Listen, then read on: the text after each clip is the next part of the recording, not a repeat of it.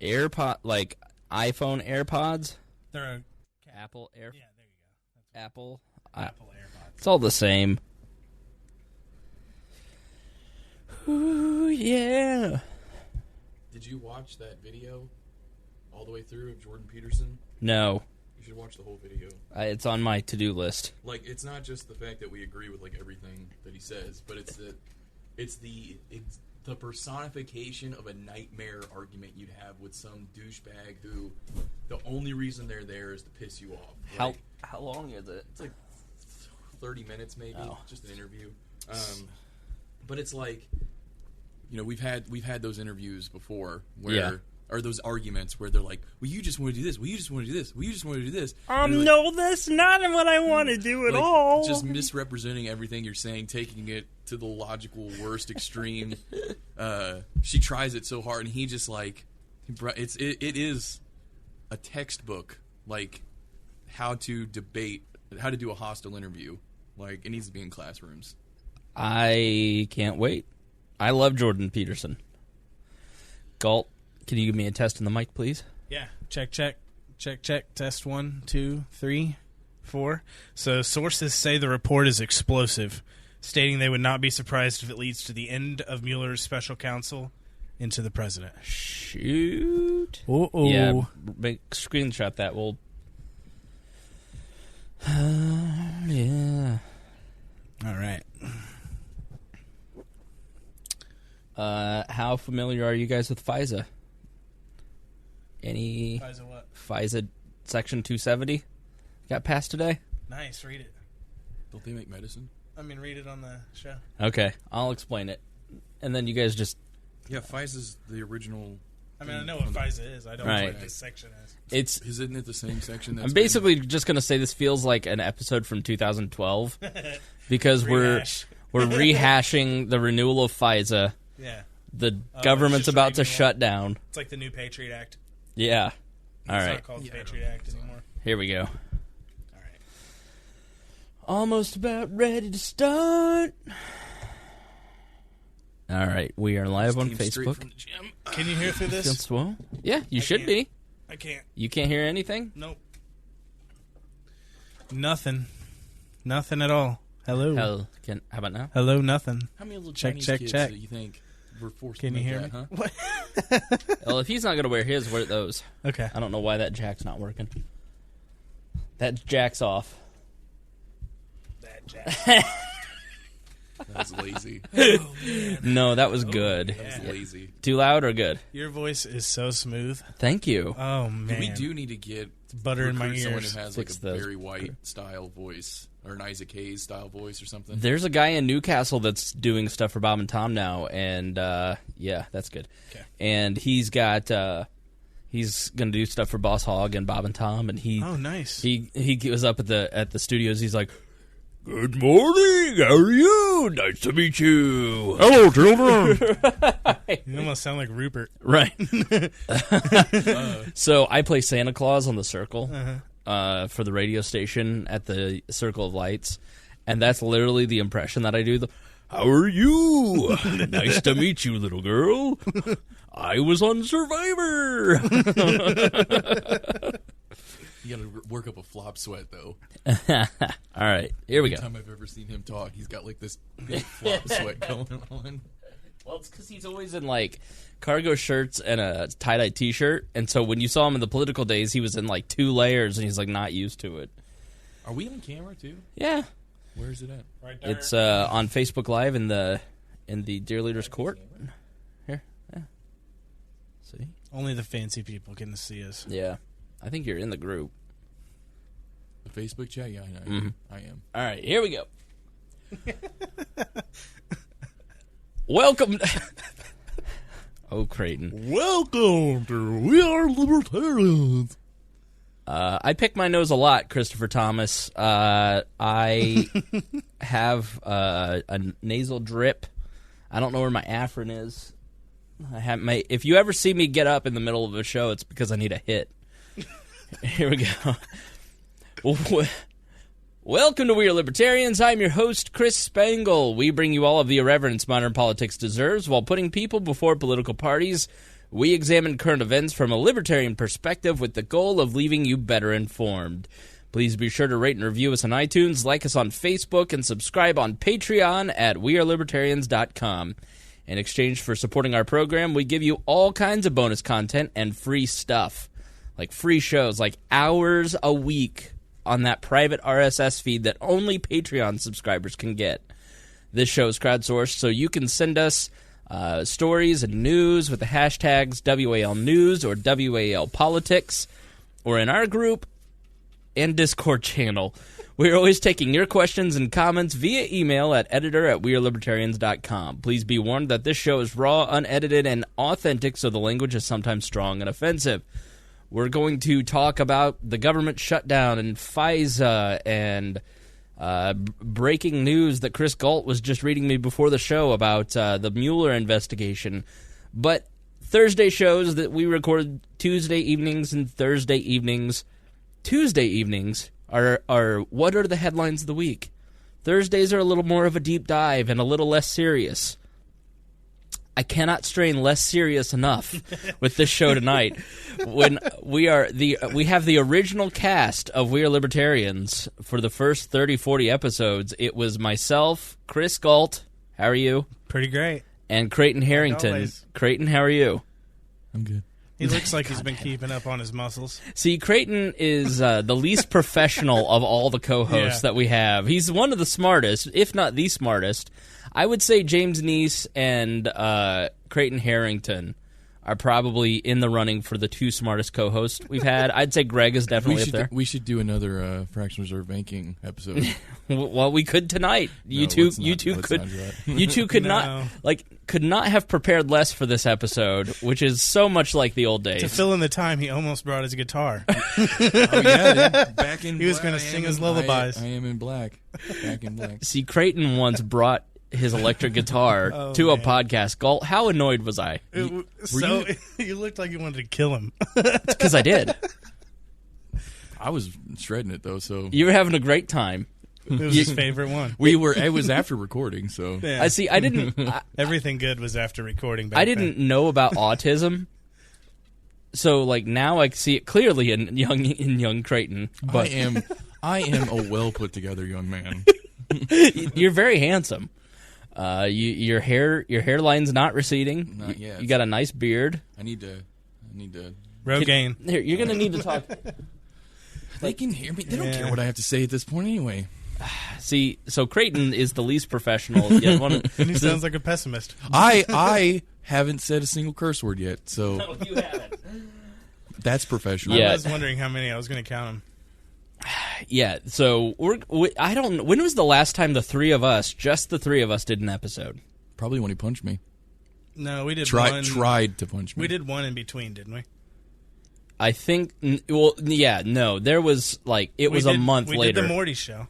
Well, yeah, but that that was all of us. Just us three, because after Chris left, Greg came in, and Greg replaced Gault. Wow, we haven't been in the same room together. We haven't. Yeah, where is Greg? See, there's a weird tradition. There's a weird tradition on this podcast of co-hosts quitting, and some of them take that very seriously. Greg's doing great. Actually, Greg is starting a new podcast, a new website, A Thwart History, I think is it? I don't. It's a Buckley quote. Yep. So go check that out. Big surprise that he would name his podcast after a Buckley quote. So, but yes, he carried on the tradition. He and Kat, and they're still together, and they're doing great. And but Gault, you're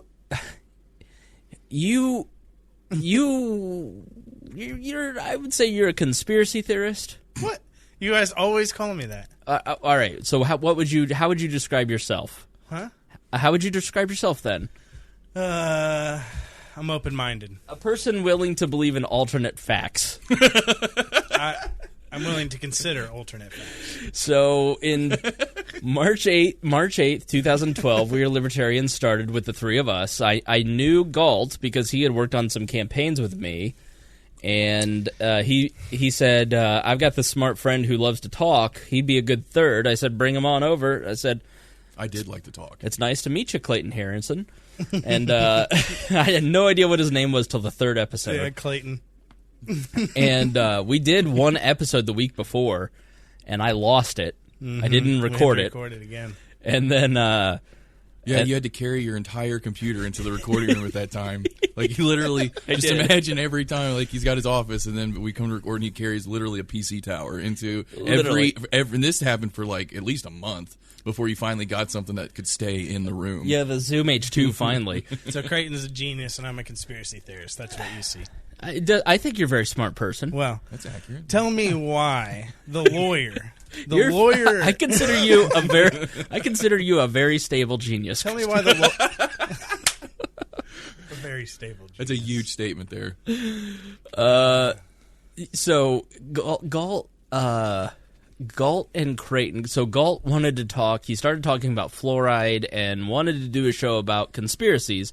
But here's the thing: like now, 5-6 years later, in the world where Alex Jones is mainstream and everybody's willing to, people like want us to talk about conspiracies now because they want to hear about Waco and the Unabomber. They wanted to hear about it before, right? But polite society. Here's what I am. I'm a progressive. I was still. I was guys a normie. were behind. I was me. a normie. Yes, and now you're catching up. This is the difference. At that time, in our niche at that time, if we had gone down the route of having 9/11 Truth episodes, we would not be in the same basket that we're in right now. No, we would not. We're fighting for relevance and respectability at this point. I don't understand how a debate about one of the deadliest events in history would have changed anyone's mind. You guys would have defended the actual story. Somebody else may not have, but you would have won, right? Because that's the truth to you. So I don't understand how that would have swayed your audience or changed anything about your show. We didn't really have an audience at that point. If we had... Right, we really only had 30 people listening. Absolutely nothing would have changed. You would be exactly where you are right now with episode 37 being 9/11. It wouldn't have been a big deal. See, this is why Gault got punched. He didn't actually. I did not punch Gault. So Creighton was like, I will not attach... You football tackled me. I didn't football tackle No, either. because... No, boys. I remember it very clearly. I do too, because it's one of the funniest moments of my life. Was there. Right. And I stood up to break you two up, and then Gault swung the slowest punch I've ever seen in my life. It was in slow motion. It was definitely a reluctant punch. He was like, there was like, as he was it at Morty's. As he was swinging, he was going, Madame. so yeah, we acted it out on episode 200 of We Are Libertarians. You can go back and listen, but yeah, then they got into a fight, and then Gault went into a dark room and felt remorse. Creighton left in a huff, as he should, and Gault was like, "I'm really sorry, man." I'm like, "It's okay." And as they all left, I was like, this is the end of the podcast. Gault or Creighton is going to quit after this. And it only took 3 or 4 episodes for that to happen. But it wasn't me. I didn't quit. Well, you didn't quit. I fired you. Yeah. Thus the name Dear Leader was born. But you were being a bit of a pain in the ass. With my great ideas that you now would have loved, but back then you just hated. See, Gault is a very insistent person. I love you because you are gung-ho. You are like, I have this idea, I want to execute this idea. And it's all about execution. Exactly right. But I want to execute you when I say I don't want to do that idea. And you go, I want to execute that nonetheless. So I had to. He forced a choice. He was like, "Listen, it's me or Creighton." I wouldn't have forced the choice if you would have let me post all those great Creighton memes I was making, and they were fantastic. And I wish we had them in catalog, and you wouldn't have deleted them. I do too. They were great, but he was mad, and I was just trying to keep the group together. You were trying to keep Creighton on your side. You took the chat out of the chat. That is true. That was what was over the line. That is true. There's you can't take the wall chat out of the chat. I don't think I did that. You did do that. You did. Nope. Yeah, you did. You're fighting with Harry right now, aren't you? I think that's Jeremiah's rule, and Jeremiah wasn't a part of it back then. That's right. So there was no. You do have seniority over Boss Hog. Just saying. If Creighton and Gault want to cancel Boss Hog of Liberty, they should be allowed to. We'll be expecting bribes from Morale. He doesn't even know the Boss Hog. I know it's Jeremiah's He's like, show. what show's that? They're 40 shows in. He has a vague awareness. That I know it's a show. You knew Dude, I don't even listen to this too. show as much as I used to, man. You never listen to the show, so if Well, you it's because I used to listen to it because I was there when it was recorded. And I'm like, oh shit, and it's like 2 hours a pop. God damn, I got other stuff to do. so funny. You don't drive for at least 2 hours a day? No. It's quite easy for me. Where do you drive 2 hours? I mean, I drive all over the city. I mean, I sell business. Oh, that's internet, right. so Yeah, you're right. I'm driving everywhere, all over. Net Southwest side, all my... Net neutrality thoughts, go. Let's dive into some topics. Why? Okay. We can do this, I guess. Yeah, net neutrality, Chris Gault. Great. You're that for it's it. gone. Great that it's gone. Woo. All right. So you draw a paycheck from one of these big internet companies. Yeah, the one that lobbied to get rid of it. Right. Yeah. You're all for it then. All for it. I got a $1,000 bonus. Personal and selfishness. No. Really, I don't know. It's the big scary goat that the media's and the internet has made you believe is going to end the internet. See, It's not. The internet's still here today. Yeah, this is a retro episode because if Yeah. you go back and look at the first 40 episodes of the show, you're going to we're going to talk about FISA reauthorization of Section 702. We talked about that back then. Right, we talked about it then. We're going to talk about net neutrality. Talked about it then. Government shutdown. Yep. SOPA. Remember SOPA? Rand Paul filibusters. Yeah. Yeah. Yeah, unfortunately, happening this one was a light filibuster, which is annoying because the first one was like Mr. Smith goes to Washington style. Oh, it was great. Yeah, this one is a fake filibuster. I mean, I was like, I can't stop watching this. This is great. Now I didn't even know this last one happened. Yeah, I guess they got clotured so quickly. Claire McCaskill shut it down. 60 votes, clotured it. Right. Full cloture. Which I've had arguments on Reddit recently where they're talking about how Republicans and FISA and they want to spy on you. I'm like, they ain't 60 Republicans in the Senate. Rand Paul was trying to filibuster that. Right. Yeah. All right. So let me ask this, Creighton. Do you follow politics at all anymore? You used to work for Young Americans for Liberty. Yeah, no, you were in the swamp. I follow it. Yeah. He was so deep in the swamp, he put disclaimers on every episode. Right. Go He back made and us. listen to him. Yeah. Once you have a Facebook news feed of a certain type, it's really hard to get rid of it. So, Right. yeah, it's pretty much the same. Oh, don't worry. They're going to, whether you want them to or not. So I keep up on everything. I mean, If it gets too bad, The only I'm difference- waiting on Google Plus for you. Yeah, I'm waiting. you're the only one there. Yeah, Google's the savior for that. Google, we're part of the Hey, people they that haven't killed it off because they're just waiting. listen. Guy, Facebook will mess up. no, Facebook is already a MySpace. I mean, I'm so fit to be tied over YouTube, Facebook, and Twitter. I'm done with it all. Well, once Facebook's gone, it's not going to be like, oh, well, it's the Google Plus is going to take over. Even, Right. even Once Facebook Facebook's doesn't gone- like Facebook. Yeah, but once people like remove themselves from Facebook en masse, then it's going to be like social media of that style is just not going to be a thing. We're one of the people that got cut from the YouTube Partner Program. It's not like we ever made any money. I think we made $20 off of YouTube ads, but it's the principle of the thing. We have to get up to 1,000 subscribers, so if you would go to YouTube and subscribe to We Are Libertarians, we post the video of every show. You can watch the show. You can see what Creighton looks like. You can see what Gault looks like. Woo. Me. You And can find us on Facebook. yeah, you can. We also put the audio version up there for those of you playing at home. And yeah, WAL Politics also has a YouTube feed. But these big companies, in the name of political correctness, really are doing everything they can to kill their brand. I mean, it started with Elaine Powell over at Reddit, and Reddit really was the first to start sacrificing its subscriber base and its basically its agreement with users. Hey, this is a platform for free speech. And then it became, this is a platform for free speech as long as it fits within the confines of a leftist worldview. Mm-hmm. And now Facebook and Twitter and YouTube are right there with him 2 years later. It's really disappointing. Yeah, all the Veritas stuff with Twitter coming out. Yeah, Project Veritas, we touched on that last episode, but basically they came out and said, we're more than willing to help them take down the president. Yeah. I mean, so I'm looking at it going, and I said this for months, and now they're doing it. They're going to change the algorithm. People don't want to go on Facebook because they're tired of Trump. So what they're going to do is show you your friends and family again.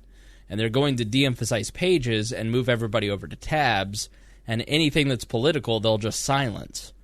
And then, you know, for content creators like us, you probably want to see our stuff. Yeah. You probably want to see what I find. I liked it. Right. If I wouldn't like your stuff if I didn't want to see what Reason has to say. And so they don't care about that. And what they'll eventually do is once that outrage grows stronger, they'll adopt partners.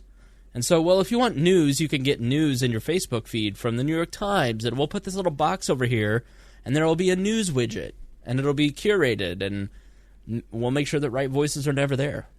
It's really, and I think all these different platforms are going that direction. I mean, you've seen it with YouTube. If you go to the news section, it's just their partners, like the New York Times Video. And all those companies you named are the same companies that stood up for net neutrality, an open and even playing field, and they're the ones controlling the playing field. It's exactly right. And that's exactly why they wanted to keep it. Yeah, which I think is a very valid point because it's not like I like AT&T and Comcast. Right.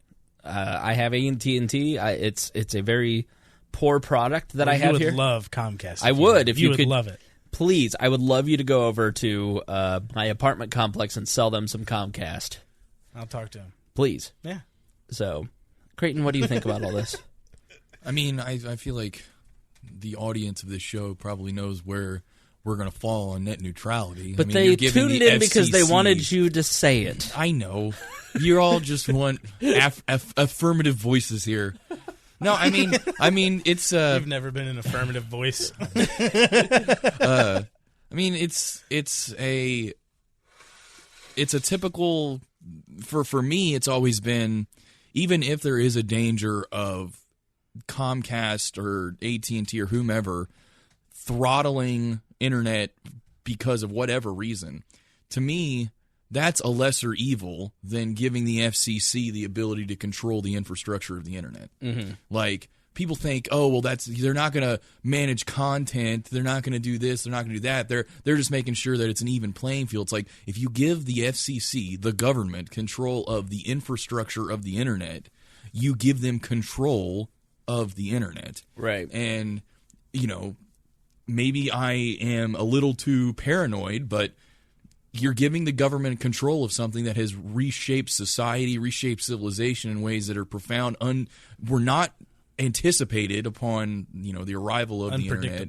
And you're basically saying, let's lock in a style of management of this system that exists today that may not work in the next 15 years, 20 years. Maybe it won't. Maybe it will. Maybe it will. Maybe it won't. Maybe it will because it'll completely stifle innovation. Yeah, and so you're basically telling all of these.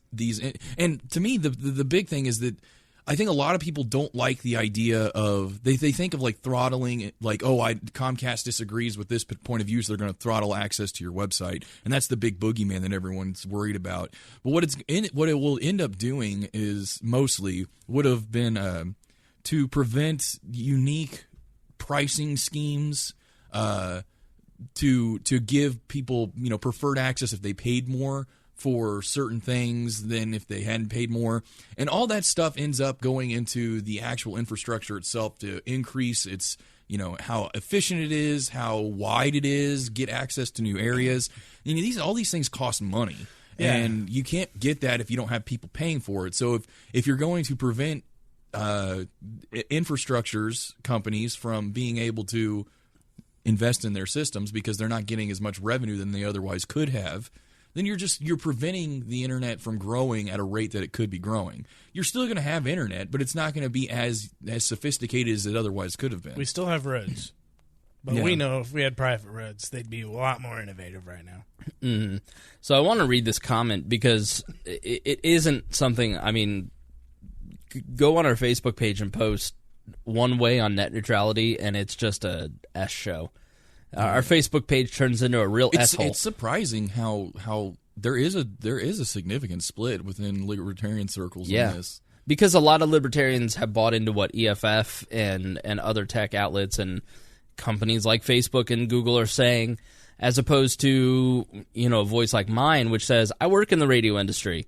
I've lived through the censorship of Janet Jackson and knowing what you can and can't say. And it's important to point out that was not originally in the FCC's mandate. It wasn't. When they were originally created, their job was to just make sure radio frequencies didn't overlap in specific areas. That you couldn't go, we're on 94.7, that 95.5 can't jam the 94.7 signal without prosecution. The censorship came afterwards. It's just it's another example of mission creep that happens with any kind of bureaucracy. Exactly. So the FCC is not a free speech organization, and you're talking about the greatest tool of human speech, free speech ever, and then you have these companies like Facebook, Google, and Twitter succumbing to basically thought control and limiting speech on their platforms. So a friend got a 30-day ban for saying something that was, it wasn't anything that I found inappropriate. I know I'm broken as a person because I grew up on the internet, but I sit there and I go, as far as violating community guidelines, there's a lot of people in that person's community that wanted to see that. They thought that was funny. And it goes back to the community standards argument when they would rule against Howard Stern or Bubba the Love Sponge, and they'd say, well, this isn't in the community interest for Howard Stern to interview a naked woman. Well, in some of the communities, it is in some of the communities' interest to hear that kind of speech. Like, who is the FCC to rule on that or not? So it's a case of I don't want to go fight my local and state governments, which would be easier for you to do than to fight the FCC, I promise you. So I'll just have the FCC fix it. Adam wrote in and corrected me on something, Adam Nelson. So I figured it seems like a good time to write this and see if you guys disagree with this. Hey, I listened to you on the most recent podcast on Bitcoin and net neutrality, and I feel like you had some information mixed up. Yes, the FCC's decision to repeal net neutrality only repealed something that put in place in 2015.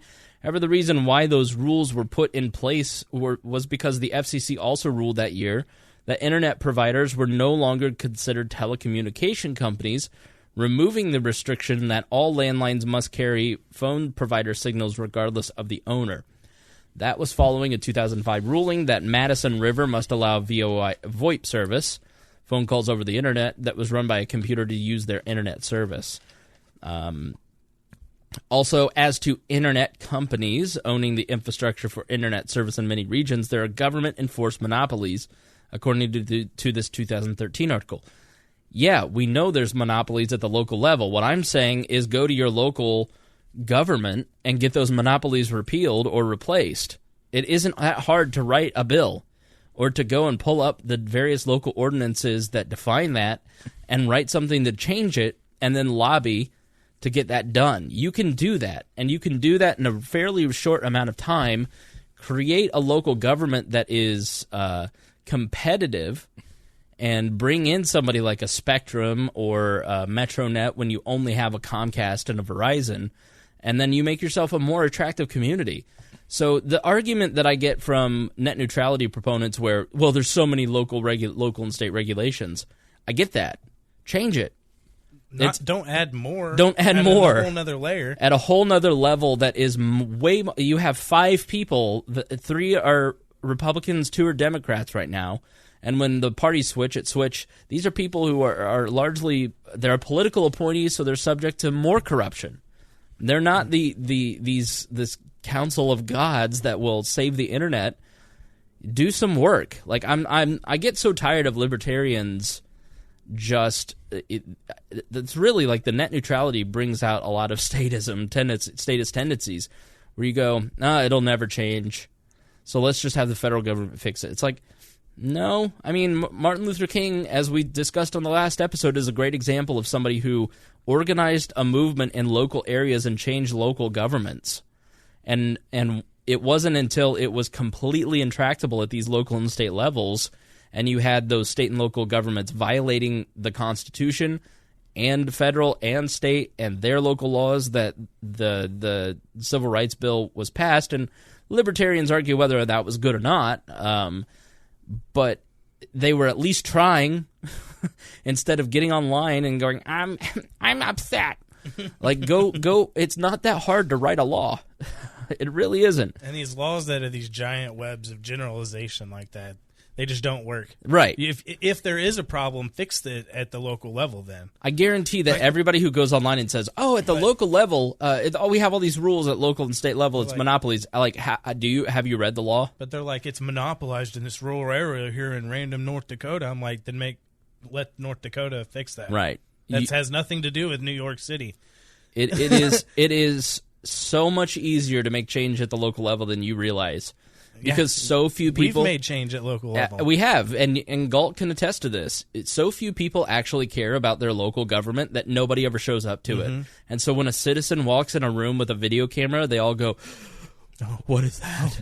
Boss Hog of Liberty is basically setting what they're working on is setting a template for local counties, basically to be a watchdog on local government and build a media outlet for their local county. And then what we're going to do is, after a period of time where we feel we've worked out the bugs, say, here's how we did it.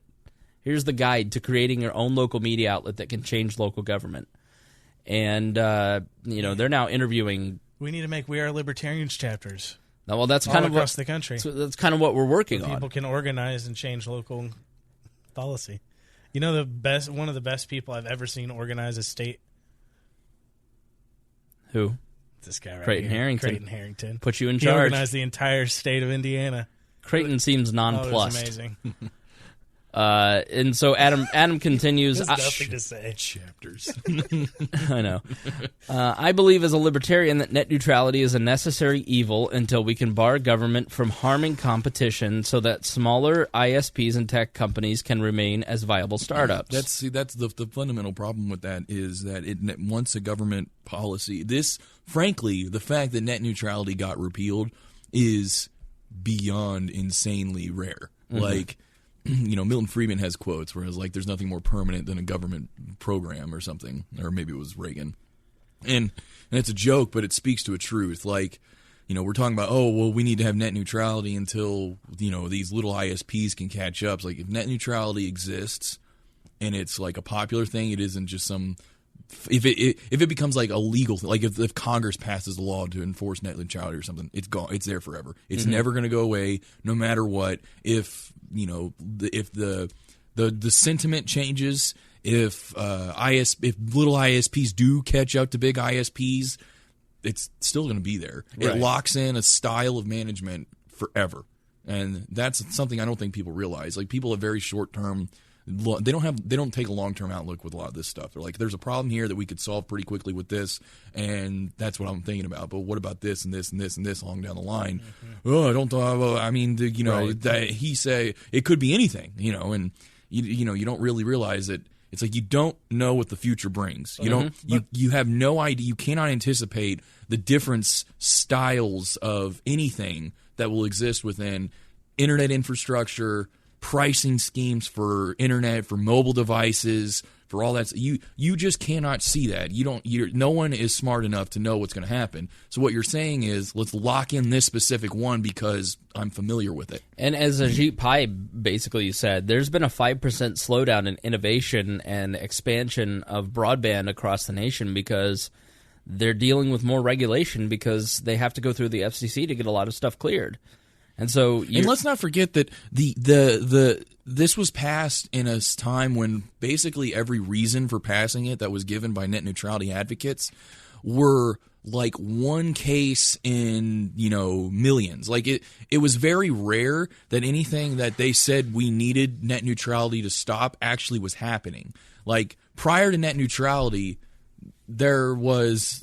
They argued we needed this to prevent this thing from happening and this thing from happening, but those things weren't happening. And then, obviously, they weren't happening when net neutrality was happening. Now net neutrality, all we've done is move back to 2015 internet. Like, it's not like we've gone to, the Gilded Age or something. It's literally 2015 internet when none of these problems were happening to begin with. Now, you could probably cite, hey, here's an example of it happening, and here's an example of it happening, but, I can give you, outliers of any kind of statement, but that doesn't mean that there's a general trend. And general trends are what should be legislated upon, not specific instances of some scary thing that may have happened one time and been a fluke. Well, it's also weird to see libertarians, so much of the criticism of the Obama era was executive action was too intense. And at the time, you go back and listen to the episode, we criticized this move because it's executive action where Congress should have acted. And these are libertarians sticking up for Obama executive action. And there's a lot of stuff that Trump is repealing that I see the people in the libertarian movement freaking out about. And if you probably went back to their post at that time, they were like, I don't trust Obama and his executive action. It's like, well, Trump's repealing that. It's like DACA is a great example of it. DACA is something, again, we talked about in those first 30 episodes, where it's just been an executive can being kicked down the road. And Trump said, no, Congress needs to fix it. And now they're having trouble fixing it. They're kicking everything down. Or the weed memo. Yeah, go ahead. The weed memo. Obama should have used his political capital to just legalize marijuana rather than just tell executive agencies, don't worry about it. Just don't worry because about then what happens, Trump gets elected, puts the worst guy in possible in charge of the Department of Justice, and he says, that memo is gone, and now we're not going to just let you get away with it. Right. And, if you would have used some effort, and this is something that gets me in general, is a lot of these issues, Obama had a lot of political capital at the beginning of his administration. Mm-hmm. I mean, he had a lot of political capital really throughout, but he really had a lot when they had the supermajority, and they used all of that to do health care, but he didn't really put any effort into any other things that could have been arguably there was a chance that marijuana could have been legalized, at least medically, on the federal level during that early administration, and liberals put no emphasis on it. It's because they don't prioritize it as much as they'd like to say they do, but instead he said, well, I'm just going to make an executive action, make a memo, and then what happens, it's like, you give this, you have an executive action, then you can either undo it or they can, the next president has the same power. And, the worst guy imaginable to the left got elected. And what does he do? Exactly what we said he would do. It's really it's really hard to understand what Obama did. You're right. Looking back, I can remember the end of Clinton and the end of Bush and the end of Obama. Well, Clinton had good approval ratings, but the Lewinsky scandal and the impeachment completely sapped all of his abilities. Bush was a pariah. I mean, nobody liked George Bush. That financial crisis hit at the perfect moment. Right, yeah. And Obama, he at the end, I think especially that last year where it looks like Trump could be a presidential option. Everybody was like, no, let's keep Obama. At least he's not going to do anything. Even I was like, I don't know. They're both going to add trillions to the debt. At least this one's nice. But he did squander, especially in that area. But it is interesting as we kind of reflect, looking back years. It's like the conspiracy thing. So much of what we talked about in 2012... it's almost like things don't matter as much now. Things were much more intense and much more and I don't know if it's because I was a normie. We were normies. We hadn't seen the famous 4chan meme of the grandmother that shall go remain unnamed. Was that was your deflowering? Yes. It just seems like in politics and in political conversation, we're much more comfortable with a lot of stuff. It's like the brink of nuclear war will do that. To be now. Our lives are cartoons now. Right. There's what was considered normal and respectable is now just out the window. Right. And then the left is saying, well, let's have Oprah run. Right. It literally is a Simpson. Our Hawaii life is was a hit by a Simpsons missile. Everybody believed it for an hour too. All right, making the whole world. People were making Hawaii's memes. gone. Right. Well, rest in peace, Hawaii. That'll happen in the Trump age. Like We're just going to lose a state. It's true. Like but California's splitting up. You heard that? I know. So they'll add it back in. Go ahead, Craig. Just on one level, I'm kind of okay with it. Like people recognizing a lot of what government is as, kind of farcical, and now there's no way around it. You look at it and you're like, this is a circus. Right. When at least beforehand it was like a respectable circus. Right. They could at least put on a good show and you wouldn't notice that it's actually just a bunch of people on trapezes. But now you can't get away with that. Like everyone's like, it is a circus. Like there's people out there trying to make it still be respectable, but the immediate response is some, dude in the back of his pickup truck with a mullet saying, "Hey, Trump." If you want an illustration of that, there is no better illustration of us not taking politics seriously anymore. Like the fact that Alex Jones now has become a credible news source. Right. I mean, it's in so many insane. ways. Because, he's taken seriously because 4 or 5 years ago, he was a joke.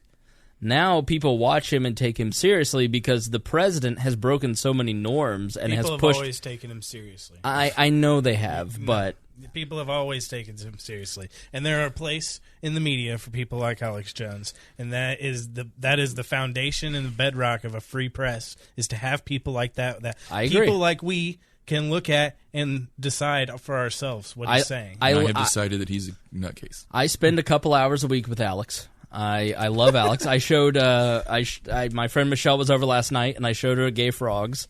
She had never watched a second of Alex Jones, and I go, "Well, we're watching Gay Frogs then." We're having an Alex Jones party. Bring your juicy juice. She's a social worker and a super, progressive, and basically 2 years ago, Tad Western called Africa a shithole, and she about punched him, and it was because she was so outraged by it. Now she's just like, whatever. That's just politics now.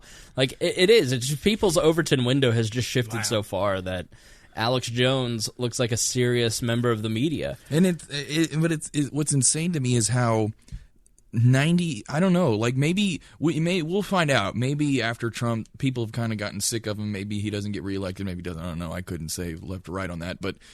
Like maybe it'll shift back to where remember that yawp that we had back in the days with that was crazy and now everybody's respectable again, but he anything that man says is stuff that would have ruined the political career of anyone beforehand. One thing, Stormy Daniels alone. Yeah, But that was what his charm was to an extent. Like right. That's what got him to the level that he was at. And it was I don't know if it was but regardless, if it's something that's going to pass on to a lot of other people. You haven't really seen anyone else other than Trump say Trump-like things in Congress or anything. So maybe it is Trump is the only one that can do it. Or maybe it is that you're going to have more. I mean, what's his face in Alabama that lost was probably the closest, Trump analog in Congress that didn't get elected, but would have been maybe if he had won. But is it something that only Trump's going to be able to do when he's gone? It's back to West Wing style politics, or is it going to be? When Trump's gone, there's just going to be another guy that fills that vacuum and just takes it and keeps the circus going. I don't know, because after Perot, you had the Reform Party, and Trump was part of that. He was running on the Reform Party ticket in 2000, and if you've read Mike Duncan's book about the fall of the Roman Empire, so Mike Duncan is the History of Rome podcast guy, and he wrote a book. I think it's The Shadow Before the Shadow. I think that's the title. But basically, it's about the last 150 years of the Roman Republic before you get to, the Triumvirate and Caesar. And he talks about the breakdown of Mos Maiorum. Hardcore History has a new podcast out, which is like an addendum, and he's interviewed by Dan Carlin about his book. And so if you don't like reading, you can go listen to that. I'll put it in the show notes. But he talks about the breakdown of Mos Maiorum, where it is the breakdown of these norms, where you have in Roman society for almost 1,000 years these traditions of how society operates. You have these institutions of here's the class system, and here's this, and here's that. And then the Gracchi come along, the Gracchi brothers, and completely start shredding Mos Maiorum, those traditions, and it leads to the fall of the empire within 200 years, because they, in an effort basically to be demagogues, to gain power for themselves, violating what they knew couldn't be done in an effort to gain power for themselves, they were destroyed the republic. They were probably definitely not the first, but early major populists. Right. Like they got much of their political advancement by promising stuff to the plebes and stuff like that. Like that's the soldiers. That's what they were all about. And and that wasn't really, there was like specific areas you're supposed to be in if you were certain classes and stuff. And they just they basically said, well, we're going to use this. Here's an untapped demographic. Yep. And next thing you know, 100 years later, Julius Caesar breaks all the norms, and we know how that ended. And so I look at Trump with a lot of terror in a lot of ways, because I see him. You read this book and you just see a lot of the parallels, and it's not Trump's fault, right? It's not the Gracchi's fault. It is the fact that the populations of Rome and now the populations of America had lost sight of what it meant to be a republic. Like, can we all sit here and say that people have an understanding of what it means to be a member of our society, to be a member to be a good citizen? I don't think most people do. I think most people have no idea. It's like, just like we said, how do you change a law at the local level? I don't know. I want the FCC to do it. Well, that's an unacceptable answer. More government to fix too much government is not an acceptable answer for an American citizen, let alone a libertarian, because that's in direct opposition to the founding of this country and to the ideals of this country. And you violate those rules when you don't know what the rules are. And like the social contract, we go back to the social contract, yes. You look at the as we talked about in the last episode, chastity as an institution. Forced chastity is wrong. But there's nothing wrong with choosing chastity as a lifestyle. When you say, I would rather get to know people on an intimate level emotionally as opposed to sexually, like Aziz Ansari's first goal is to warm her up enough to sleep with her. Well, look at what the result was. An article in some trashy blog that basically threatens your career. Well, if you had built some trust with the woman first and used some of the rules that we used to adhere to when it came to the institution of sex, and it's when you say everybody has to be chaste. Well, that's not cool. People should be able to make the decision for themselves. Yeah, just stop telling people what to do. Right. But let people live their lives the way they want. But in the effort to break the norm of forced chastity, we started promoting promiscuity, which hasn't worked out for anybody. Well, maybe for Creighton, but not for Gault and I. But you know what I mean? Like there are even those cultural institutions that at a certain point, like you have to start going, okay, this is why everybody's so uncomfortable, is because we're changing so many political, societal, cultural, economic norms all at once in the age of the internet that everybody's going too much, too much, too much, too much. And when that happens, you get swings back and forth. And you get a Trump on the heels of an Obama. So then you get a Bernie Sanders, and then that swings back to, like, I don't even want to think, like, who's further right than Trump. Well, I mean, frankly, like, people think of Trump, do they think of conservative politics, or do they think of, like, assholery? Right. Like, I mean, yeah, you could argue that his biggest thing is immigration, and that he has probably a typically Republican/conservative immigration platform, and that's probably the most political issue that comes to mind with people. Build the wall and all this kind of stuff, right? But I think when people think of him, they don't necessarily think of conservative politics. They think of his assholeness, what he says, and whether or not he's a closet racist, which comes back to what he says mostly. But like as far as like traditionally conservative political platforms, I don't think, from my perception, I don't think people perceive him as being that. They don't. Maybe what they perceive is that he represents conservatism, and therefore all of this old stuff that was considered traditionally conservative is now, well, it must be what Trump believes. So old style conservatism is, well, that's what Trump is. So I just have a hard time believing anybody who considers Trump ideological in any way. Yeah, I don't. There's nothing to me about him that screams, "I've read a book." Yeah, he's first and foremost a businessman, and that's how he's approached everything. And he's realized his niche is to, say whatever's on his mind at any given moment, and people eat it up. And frankly, that fire is fueled in a large part by the media, who he knows. I mean, he's probably not like the most book smart president we've ever had, but he's not dumb either. He knows that when he says something on Twitter that's going to play to his base, that the left is going to throw that out there. They're going to play this, on loop over and over.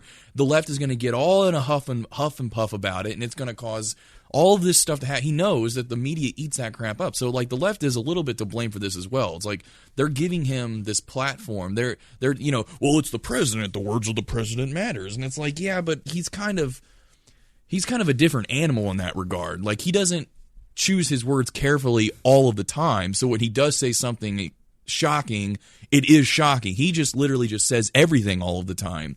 So it gives what he says less meaning, I think. In a way that a normal president wouldn't be able to get away with, so they just throw it out there. Makes what he says more genuine. Maybe because he's not thinking about it; he's just saying it. Maybe if that's your idea. I think that's what a lot of people see. I think that's a lot. That he's genuine. No, I completely agree. I do think a lot of, especially the people that support him, they believe wholeheartedly that he's just speaking from the heart, and they find it refreshing. And he cares about America, and he cares about our jobs, and he cares about our economy, and that's what he's going to do. And that I completely believe that a lot of people, that's what they think about him.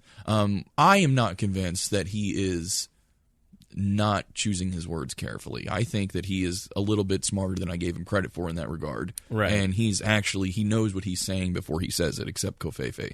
Well, I think it's not. I've read that it's not him that's actually typing out what he's tweeting. I mean, he's sending his thoughts over to a communications guy. I think it's Dan Scavino, and he's the one actually pushing the Twitter buttons. I mean, so there is some level I want that fact checked.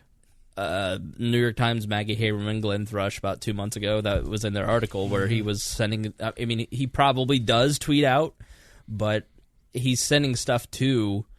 He's literally picking up the phone and dictating to Scafino what he wants tweeted most of the time. So, I agree that I think he is more calculating than most people will give him credit for, because he's manipulating the media. I think he is a genius when it comes to media manipulation and getting attention. Oh, he completely shattered every single kind of thing that involved the media from his presidential campaign onwards. Right. I mean, he took every. And I said this before on this show and just in general, that he took a lot of the wind out of the sails of many of the silencing techniques that media, particularly liberal media, has used. The race card most specifically. Yeah. Like, it used to be if you got called a racist, then you had to defend yourself and you had to basically prove that you weren't. Forever. Like, you had to prove that you weren't before you could make any movement forward. Right. What does he do? He shows a picture of him eating a taco, and he says, Taco Bowl? Taco Bowl, and he says, "I love the Hispanics." On Cinco de Mayo. Yeah, I mean, we laugh about that, He's but a troll. but the fact is that worked. Like, after that, no one was cared about it. He completely changed it, and maybe he's the only one who can do that. But when it comes to media, yeah, he is. There's a lot to learn if you're trying to be like. He is basically a shock jock president. Is what he is. He's had 10,000 hours at it. I mean, this has been his whole life. He used to call the Post and represent himself as his media guy. I mean, I think he is the only one that can get away with it. I think you saw Roy Moore try it, but Roy Moore is fundamentally unlikable. Yeah, but the fact that he also tried to have sex with or he did, or whatever, with a 14 or 17 or whatever it was, that's, I mean, not even, I mean, Trump says some weird incestuous stuff, but I don't think he's ever been like, yeah, I'd do a 14-year-old. Right. I mean, now you just did. Cut that. No, like Stormy Daniels. Nobody's even flinching at this. It's fascinating to me where you have this porn star who's going to probably tomorrow release this 5,000 word story in In Touch magazine where she describes her 2006 tryst with the president and gives graphic details about his junk and that but he why would that work if the video of him saying to that woman, the interview, like, when you're me, you can do whatever you want with girls, you can grab them. Like, why, if that didn't work? That's what a lot of people on the left and in the media don't get. This kind of stuff was priced into the purchase of Donald Trump when we elected him president, right. As a nation. Like, everybody knows he's a grotesque figure morally. Like, there's nothing about Donald Trump that I look and I go, this is a man that I want to emulate. I mean, even his children, yes, they're great, but they're also there's a weird relationship there, and from all accounts, it's very transactional. And he tells Stormy Daniels, "You're perfect like my daughter," or something along those lines, weird and pervy. Like he's just he's a grotesque figure, and I think people are having a hard time distinguishing between Trump and the Trump administration. And I think you can look at what is coming out of the Trump administration and each policy individually and go, like this, don't like this, this needs work, like this, don't like this, and while still not liking the man. Like, there's nothing about Donald Trump that I like. I laugh at him because I no longer take him seriously. He's broken the most maorium. Like, in the beginning of the Trump stuff, that's what was outrageous to me. Is the threat to the breaking of the norms. But we're here now. Like, you can't go back. You can't put this genie back in the bottle. Like, and what of his policies that he's passed that make you dislike him so much as a president? I think his foreign policy is exactly like Jeff Bush Sessions alone is enough. And wasn't Bush's just like Obama's? It's exactly right. But so the status quo. Let's look at things he's done differently. Well, I think I'm a libertarian. What things has he's done differently that from the last president that you dislike that are changes from the status quo? Jeff Sessions. Name one change in status quo. I dislike the status quo. I expected Donald Trump not to be status quo. So I'm a libertarian. He is not. He's not status quo. There's lots of things that he's done and changed. That's what I'm trying to get at. And there's not one of them that you can name that you don't like. I'm saying if I were pro status quo, I would be a full Tommy Lauren and just say whatever dumb shit will get me hits. Donald Trump's arguably the most libertarian president we've ever had. No, I disagree. Not ever had, but in the modern era, yes. Because of his actual actions are actually not as wide and he says a lot of stuff, but Jeff Sessions is a abysmal. So those tax cuts were no big deal. The tax reform, but that's not him. It wasn't him. He didn't do it through the right channels. That's been Republican Congress has been wanting to do that since at least Reagan. Right. So they finally did it, and I love it. I mean, tax cuts, all for that. The regulation thing was good. I'm really a big fan of that. What about the justices? That's good too for the most part. I mean, some of the justices are all these not things that we like. Yes, but you despise the man. You see him as evil. Now listen, Gault.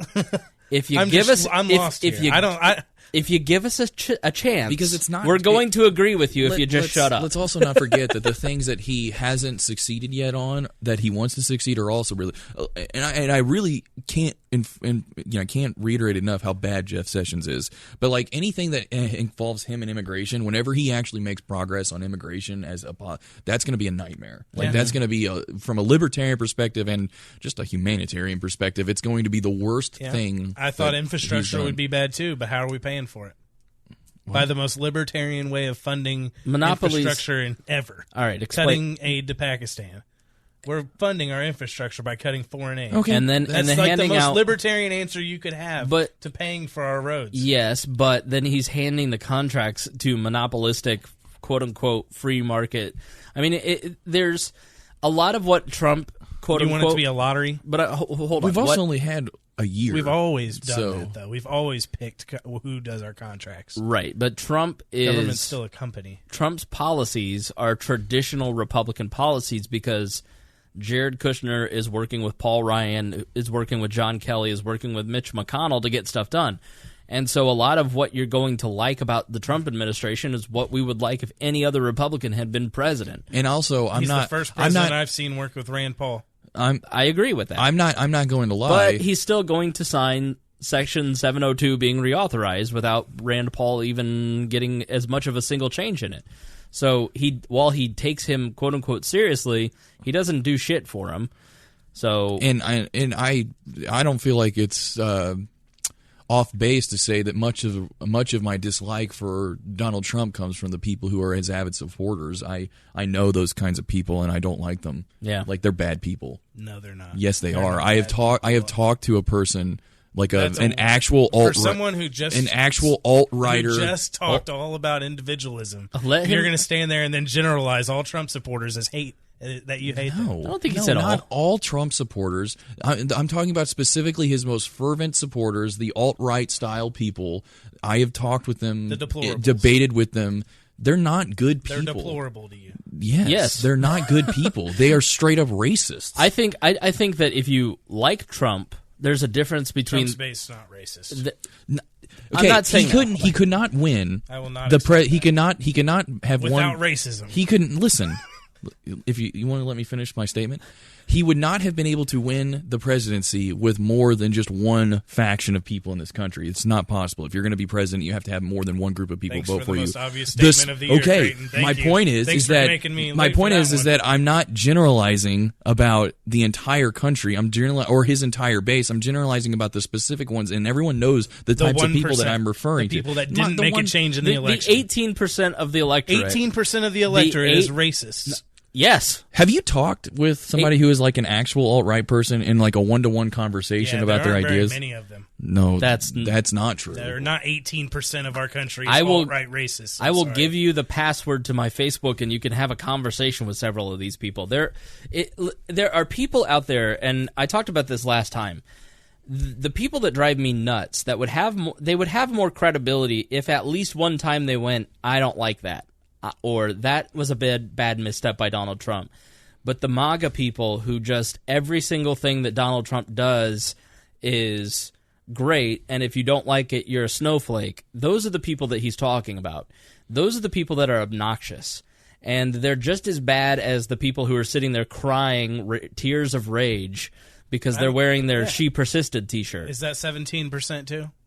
Absolutely. I think there's absolutely So 40%, almost half of our country, of are the crybabies are electorate. Of Of the electorate. right. Of the If you self-identify as an alt-right person, or if I read off a bunch of alt-right positions that weren't like that didn't use strong shock words, but they were like if somebody was trying to promote themselves to somebody and they were alt-right, what words would they use? If I read that off to a person, if you're an alt-right person or you support those kinds of positions, then I have no problem calling you a racist.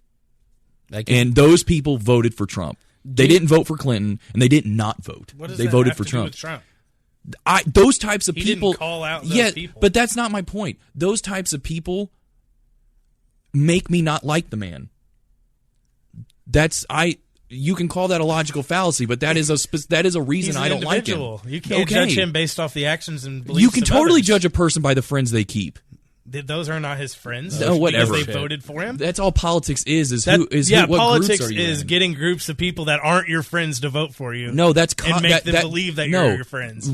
Running for president is getting groups who in America at And he least did it. is getting various groups of people who kind a of winner. agree with you to vote for you. He's a winner. Are you tired of winning yet, Gault? I know what you're doing now. This is why people love. I just think that's a bit ridiculous. I don't at all. Wow. I agree with him. You usually do. I don't. I know. I mean, when push comes to shove, everybody's defined by their own actions as individuals. But I can totally say that if you have specific ideas, you may be an alt-right person, and maybe you're also an honorable father who takes their kids to soccer practice and might be. and all that kind of stuff. You You might know, be an and those individual. honorable traits that everyone has. That's fine, but I don't have to like you because of that. Because you also don't like black people and think that they're sub-Saharan Africans are lesser human beings, like they literally biologically are worse. Like these are the kinds of things that alt-right people believe. It's old-fashioned, old-timey 1800s racism. It's not 1950s you shouldn't sit at the lunch counter racism. It's old school stuff that they support. And you know, 1%. that is enough. 1%. That is enough for me to say to you, I don't care about all your other positive traits. That trait by itself is enough that I don't like you. 17% of the electorate do not believe that. I would agree that it's not 17%, but it's definitely not 1%. Let's split it at 9. What? I mean, I don't know the Gault, numbers. Were you on Were you on the internet? Did you not see how many people said, "Yeah, Haiti is a shithole because it's run by black people"? Like I saw that. Like that exists. And I see out just there. as many people on the other side doing it too. I agree with you. There are just as many people that are making logical arguments and having real debates. Two things can be true at the same time. I'm not saying all Republicans are like this, and I'm not saying that all You're the people saying who you voted for hate Trump for a this. man because of what 1% of his base voted for, And he's saying because that's they're all racist. That's ridiculous. That's what I'm saying. I know he's saying it's ridiculous too, but it's how he feels. I don't like Trump because a large portion of the people who voted for him are those types of people. It's not a minuscule percentage. I know a it's lot not. of people It's not that a voted for him trivial. that aren't. It's not a trivial. That's fine. But the fact that those people did it all, and that to me, that's a problem. I am getting tired of him just because I'm getting tired of it all. And I also am just sick of. You sound I'm like just- the people that had a problem for people voting for Obama because he was black. That's what you sound like to me. It's the same problem. You don't like Obama because you don't like that he was elected because he was black. Yeah.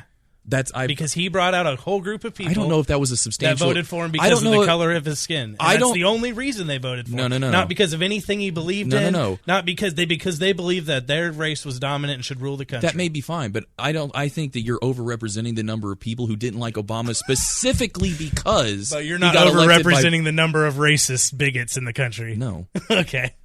All right, Which is a position I've changed half on. Of them are felons. Which is a position I've changed on. I think one thing that is definitely worth mentioning is that I used to be the kind of person who's like actual racists were like a very small portion of this country, and in general people weren't. And in general, people still aren't. But I think that I have been convinced that the numbers are a lot higher than I had previously thought. I think one thing that Trump has done is allowed people who kept that stuff under their tongue to just open their mouths. Yeah. And that's something you could say, well, that's a good thing. And I do think from a perspective of having it out there, it is a good thing. I like the fact that people aren't just keeping it on, they're wearing their hearts on their sleeves now. I agree. I mean, I had a lot of friends. There's a lot of these libertarian brutalist groups that I was in where Chris Cantwell. The 1%.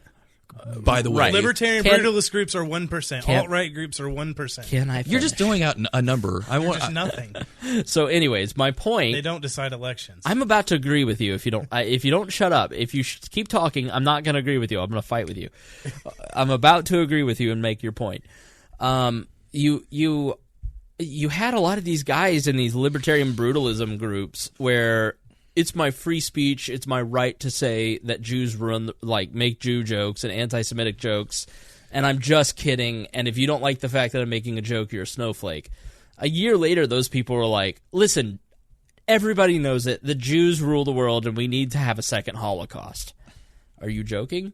No, it was there. It did free them, but it's good because then you can see their true colors. Charlottesville happened, right? That happened.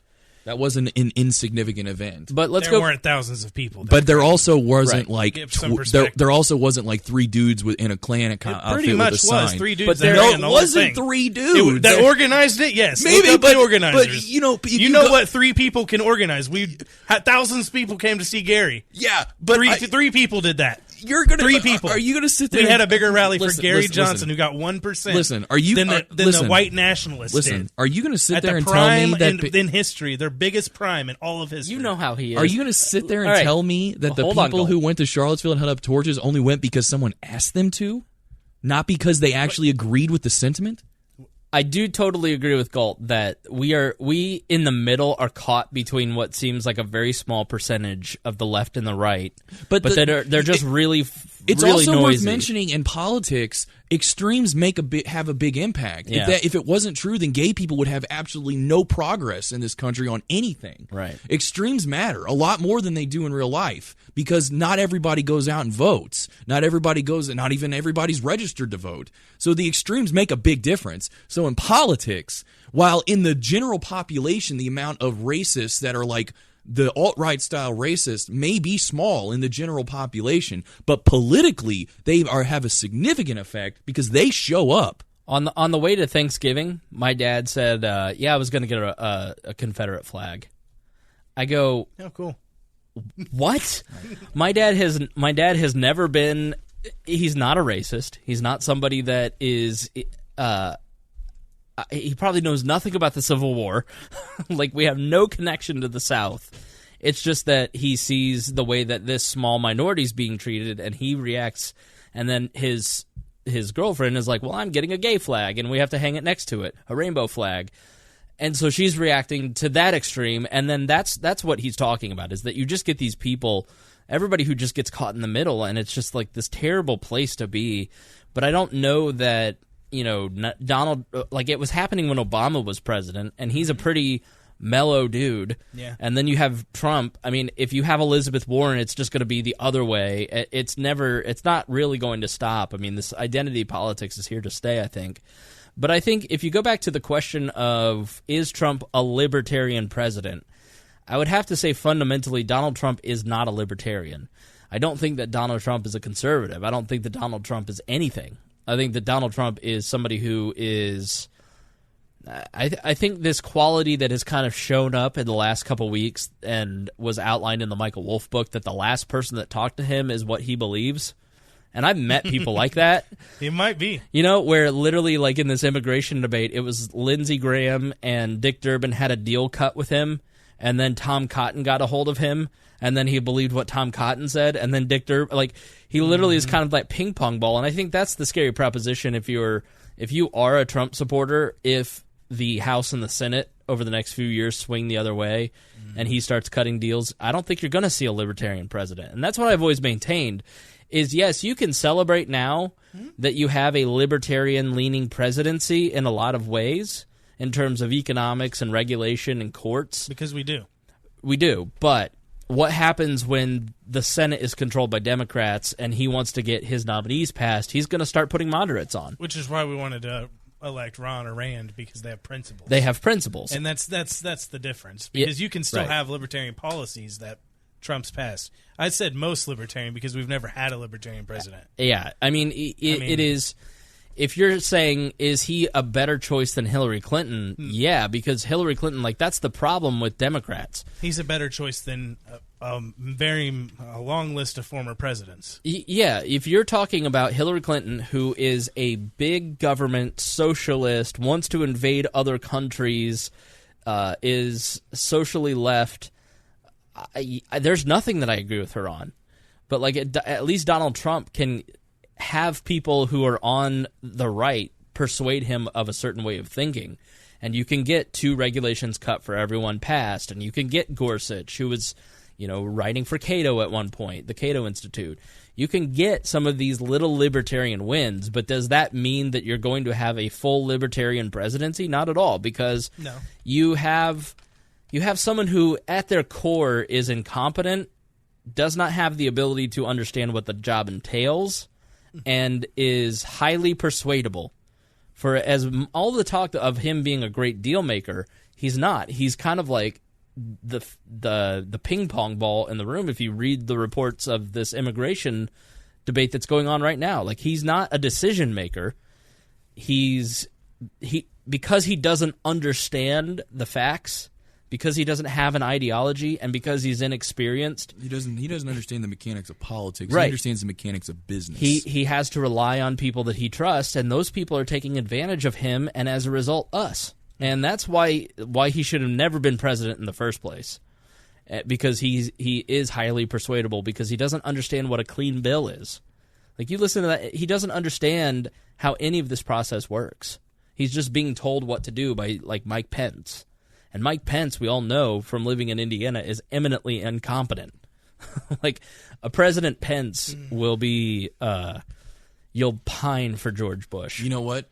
If it turns out that any of these Democrat attacks stick and he gets impeached, I just want everybody to remember. I just want everybody to remember that a couple years ago I said in the 2016 election, Mike Pence was the dark horse.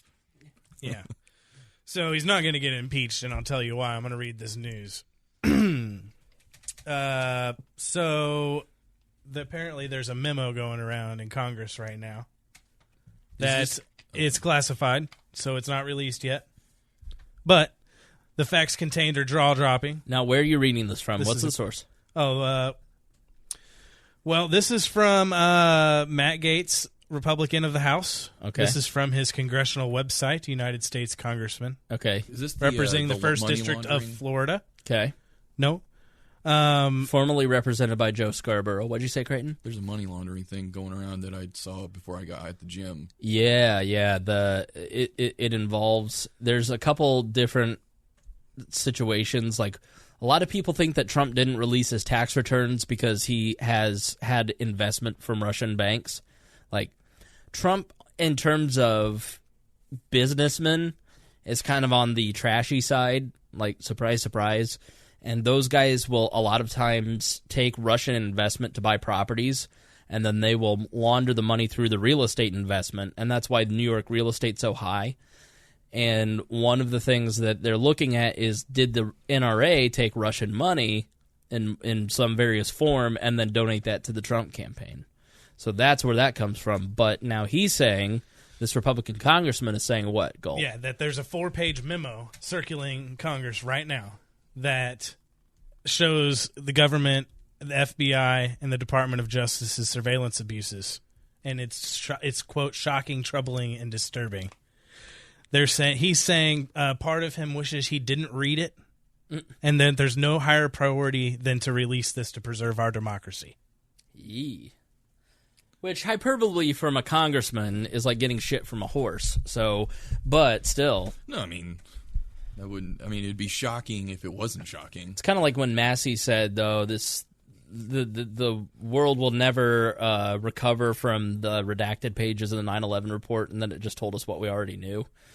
Nobody really cared that Saudi Arabia was involved in 9/11. Like, So they're saying this is going to they're going to drop the Mueller investigation. It's going to blow it wide open. It's all over. Even if it's true or not, the Republicans will use that as leverage. Like, yeah, Trump's clean. But see, here's part of this goes as back clean to as you can be. This is what goes back to Trump not being prepared for the job, where he tweets in an afternoon, this FISA reauthorization bill is lousy because that's what they used to spy on me.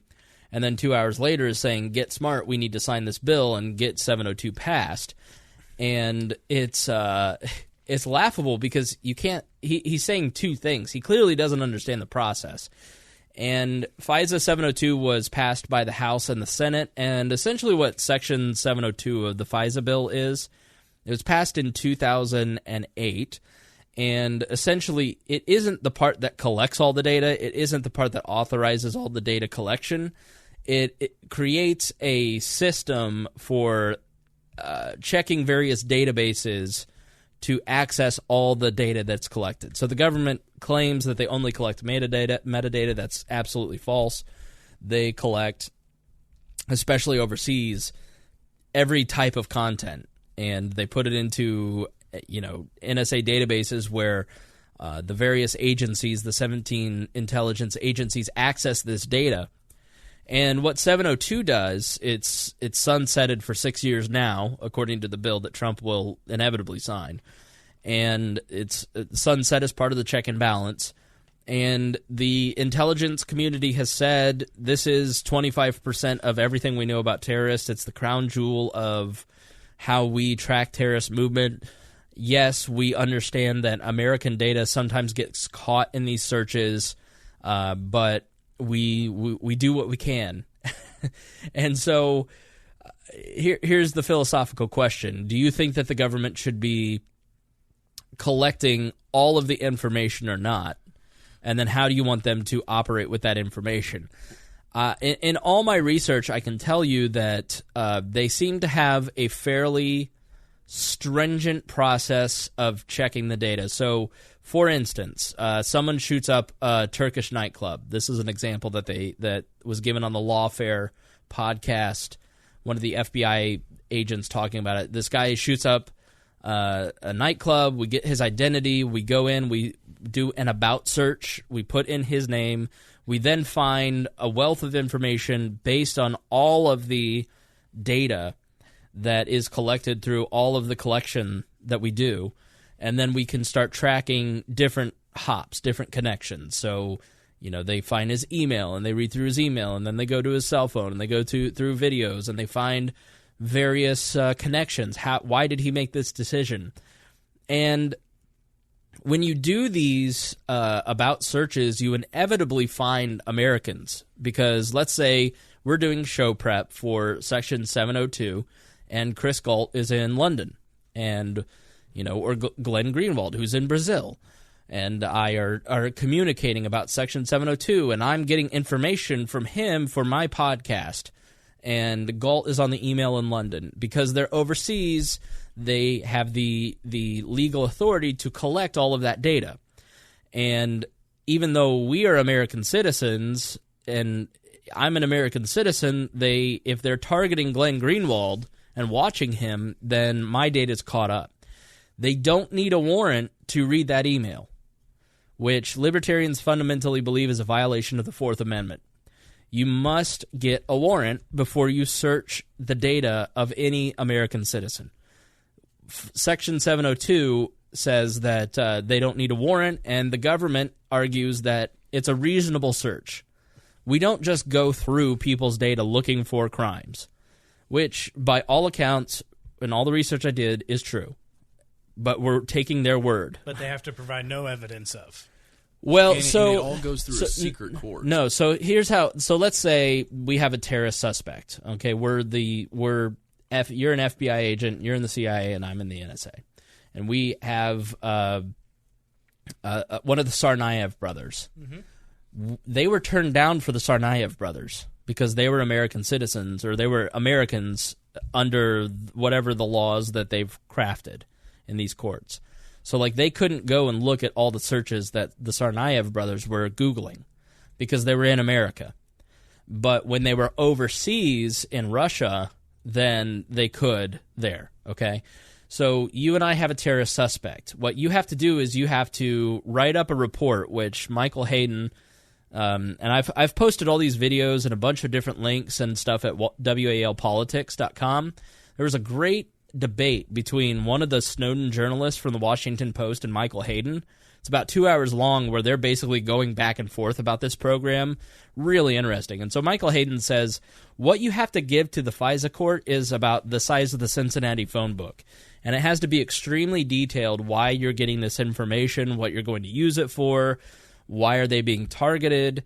And it goes to a FISA judge who's appointed by the Chief Justice. These FISA courts are across the nation.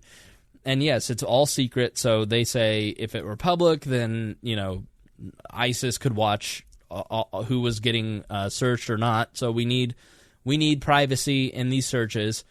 And the judge, they almost never reject any of these because one of the criticisms is they're never rejected.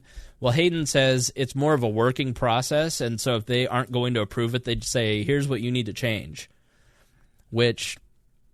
good or bad, that's the process. I mean, you could look at that and go, well, the check and balance is the secret judge, and they're acting as a buddy friend, when the very criticism of these FISA courts is that there is no check or balance. There isn't anybody saying, no, you can't do this. And so one of the thoughts is that Michael, the NSA director that lied to the FBI that got fired, Michael Flynn, he was working with Turks and consulting with them. He was working with Russians. He was being targeted through some of these programs to see what he was doing, even though he was an American citizen. He was working with foreign governments, and they were claiming to monitor the other side of the call and the Kislyak calls, and then that information was used for political purposes. which all of this is what libertarians have been saying. We were saying in 2012. You say now this is only used for Muslims in Yemen, but what happens 20 years down the road when we're using it for political purposes?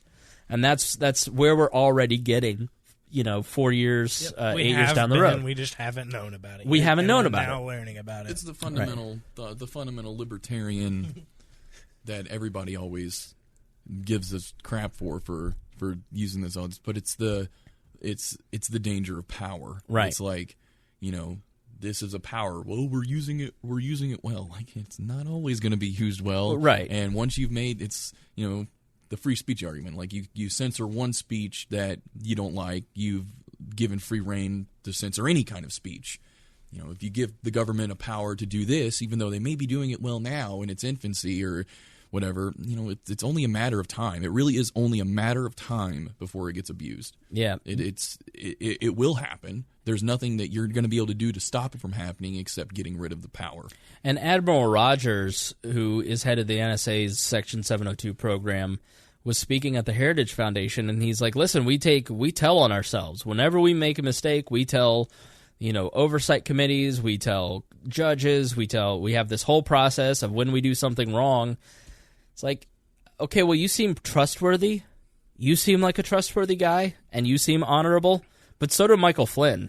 And it turns out he's a total liar. He's a total dirtbag, and just because you make transparency a priority, and what they all argue from the FBI to the CIA to the NSA is that transparency is a priority because this is such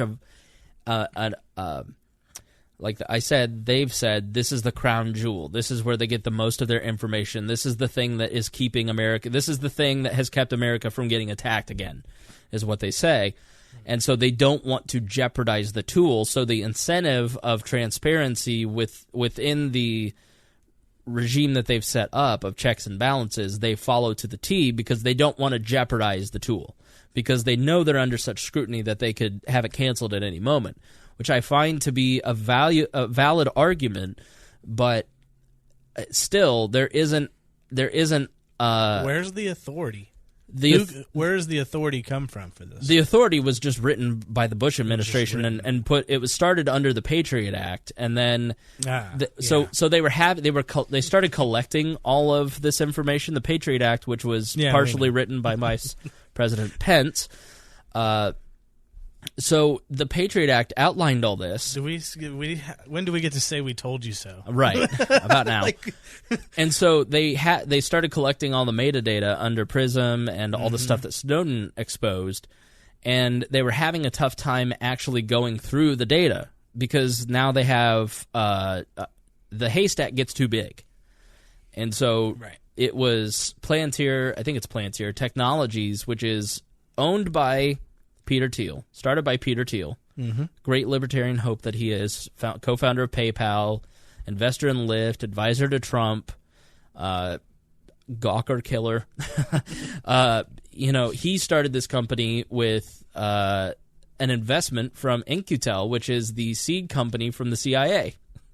And so Palantir Technologies basically went through and created the ability to go and search all of this metadata. So you have people who are hackers who work in Silicon Valley who are 24. Who have access to all this data. Have access to literally all this data. And so there's... In my eyes, illegal data.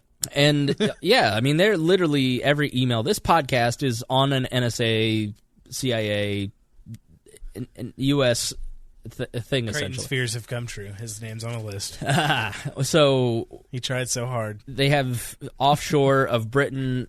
Europe basically said, hey, are you going through all our stuff? And we were like, nah. And then it came out that we were like spying on Merkel and all of her email. And so a collaboration was set up, and we have this big NSA thing off of England that basically collects everything over on that side of the Atlantic. So it's really robust. But Trump was against it before he was for it. Now he's going to sign it. And have you seen Trump versus Trump? on Reddit? No, but it's just him contradicting himself yeah, over and over again. it's like Ben Shapiro. Ben Shapiro every day has good Trump, bad Because when you Trump. don't have principles, that's what you do. You make decisions on a whim for gain, for economic gain or political gain or something. Right. As long as you're getting something out of it, that it can change your mind. I think an important thing to point anything. out about this issue is that this does not split on party lines. Like there are groups within both parties that support it and are against it. And I think if anyone is trying to say, here's another reason that Trump's bad is because he supports this, like, or here's another reason Republicans are bad because they support this. It's like that's this on this issue in particular. That's an unfair critique. I mean, you don't have to go any further than Ron Wyden and Rand Paul and the other senators. I think it was 3 Democrats, 2 Republicans that put forth the amendment that did not pass that would have required a warrant to get all of this information. And then Justin Amash had the same, and I don't know who else co-sponsored in the House. Which their argument is that it will take too long. Like, you're talking about maybe less than 24 hours. Like, well, it's life and death. Well, we don't know that for sure because you're not giving us proof that that's the case. Right. And these amendments were pushed by I would argue that the Amash amendment was probably his baby. And because the last time that they tried this, he also put forth an amendment to make there be a warrant, and it only failed by 10 votes or something like that, really close. And these so on that in the House, I would say that a Republican is the strongest voice for getting that amendment passed. In the Senate, it's probably more even. But the point I'm trying to make is that the leadership of both parties are the ones that got this pushed through without the amendment. Nancy Pelosi in particular made it a point to make sure that enough Democrat votes were whipped to make the amendment fail. So on this issue, it's important to take a perspective that cannot be partisan, because it is not partisan. It is an authoritarian versus anti-authoritarian split, and I think it's important when you're judging this issue, you have to bear that in mind. And for our listeners, that's probably not a problem. Like, we judge everything, whether we don't care what party you're part of. We just kind of look at where you're following the issue. But that's not true in general, especially not nowadays with the general population. It is interesting to see people who like Adam Schiff and Nancy Pelosi, who think he's literal Hitler. Donald Trump is literal Hitler, but we should give him the ability to spy on Americans without a warrant. Like, if you really believe that, wouldn't you not vote for this? Wouldn't you do everything you possibly can to stall the tyrant, the dictator Trump, from having these powers? Like, so either you don't believe what you're saying and that he's a literal dictator, and you're just being hyperbolic, or you want the powers yourself, which those are two troubling instincts. Yeah, and that argument, you would hope that argument would work, but if it didn't work when we were talking about, that may not be fair, but if it didn't work when we're talking about Obama getting certain authorities... Yeah. No, we made the same argument. We did. We made the same argument, and then it got brushed off. And now, well, if it didn't work then, why would it work now? It's like, you don't. And it's. I want to say vindicating that at least in the past year, how many times on Reddit, but just in general, I've seen. These are look at Trump doing this and this, and that's something that Obama did. Yeah. We warn you if you're gonna get a president you don't like, he's gonna have these same powers, and it does people, because again, people don't think long term about this stuff. They think about the immediate effects, and that's it. It stops there. They don't look at ripples. Just title this episode "I Told You So." I can't wait for 5 years from now when we are again together. Yeah, and we're talking about the president, The Rock. And they'll be making the same mistakes, and we'll be saying the same things 5 years from now, and then Malia Obama after that, 5 years down that road. Right. So, right. Gates said that the Trump investigation is a shame. It's a sham, is it? After reading that memo. Christy Avery wants us to end the show, so we're going to give her wish. We're going to start wrapping up. So we've got wrap up. So we got another hour then. Creighton talked too much. I'm bored, Christy. She's falling asleep. See, Gault, see, this is what. All right, I want to have Gault on more often because Gault is radio gold because he's just combative and creates drama wherever he goes. But I also have to think about the other co-hosts. Yeah, you got to think about your show. Don't worry about the co-hosts; they'll make it back. I'll stay here all night. The show loves the drama. I don't have anything to do tomorrow. You guys you're going east, so you guys want to come back next Thursday? Yeah. Are you available? As of right now, I am. Yeah. All right. Well, if you find anything better to do, No, I won't. I'm still swiping right on Tinder and No, I'm finishing up working my part-time job to make sure I can pay the last round of bills before I leave. So yeah, because I don't have that schedule yet for Thursday, but probably will be free. Life is about to get real busy, real expensive. Yeah. You want to talk about what you're doing? I'm going to work for a software engineer in New York City. Ah, very good. New York City. Yeah. Where are you going to live? Do you know? It's working on it right now. But in Manhattan, more than likely. Did you ever think you'd live in a place more expensive than Alexandria, Virginia? No. This is way more expensive than Alexandria, Virginia. So we're excited to have a New York City correspondent. Yeah. It's nice. We said that for the DC when I went out to DC, and then I only had like one episode when I was out there. Well, we Skyped you in, but you were still like, you weren't immature. You just didn't care. Like, you still don't He care. still doesn't care. But at least you're like more grown up, so like you pretend better that you don't care. He never really cared. All the world's a stage. Right. All right. Let's start wrapping up. Final thoughts, Chris Gault. I don't know. We'll do this again next week. Oh, wait. No, send we us do. send some stuff in that you want us to We talk do have about. an important topic that we need to talk about. Chris Spangle has watched all of the Star Wars. What did you think? That's right. I have now consumed all of them. All of the Did you Star see The Wars. Last Jedi as well? No, not yet. Dude, God. So I watched Rogue One because I saw it on Netflix, and I was like, you know what? I had seen 2 of the first 3 as a kid. I think I remember seeing the first and the third.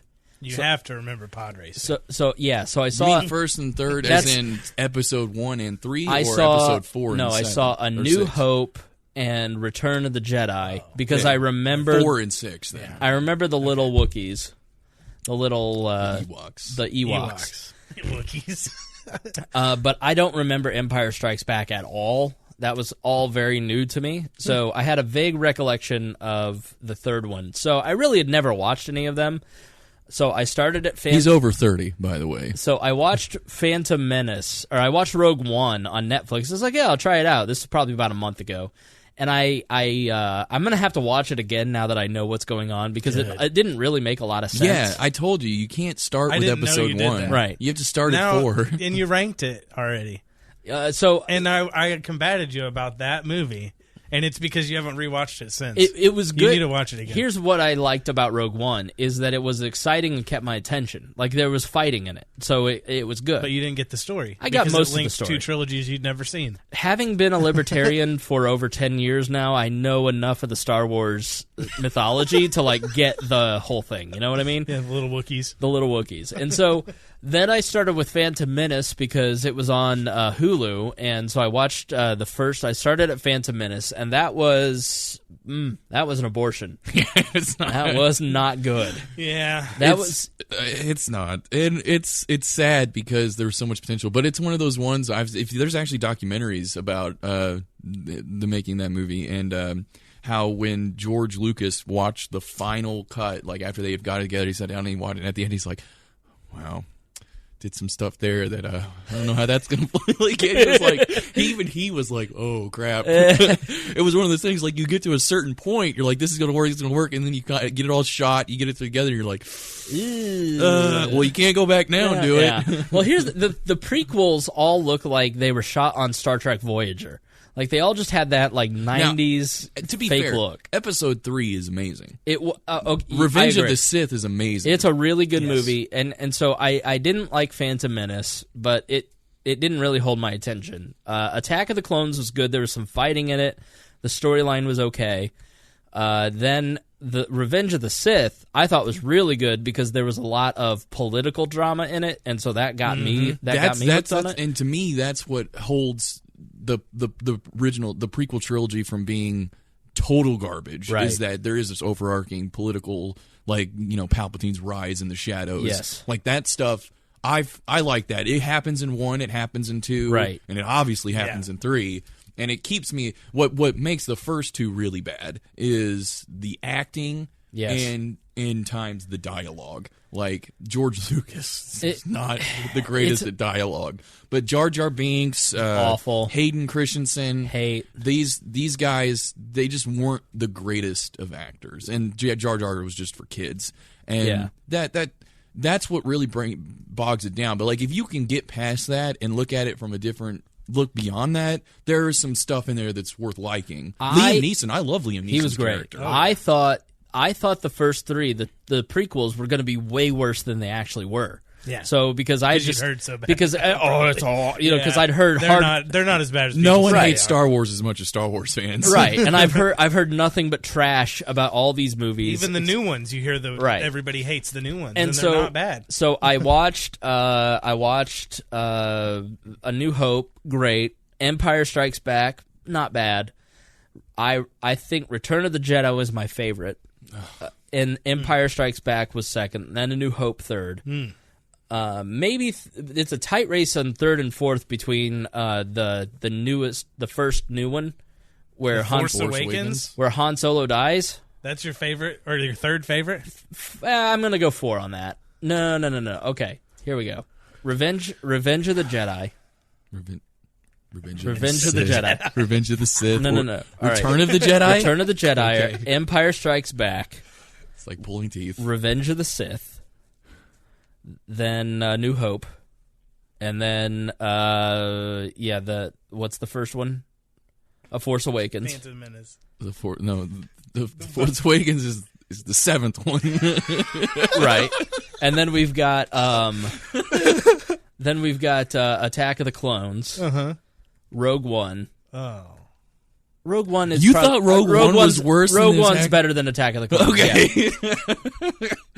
I know my favorite was Return of the Jedi because there was a lot of action. There was like, I don't know, the part where I guess I watched the supercut because I got it from the library and they're all cheering because they all won. Oh, the 97 one. And like that was I'm sentimental. I'm like, yay, we might win they over a happier ending. We might end over globalists.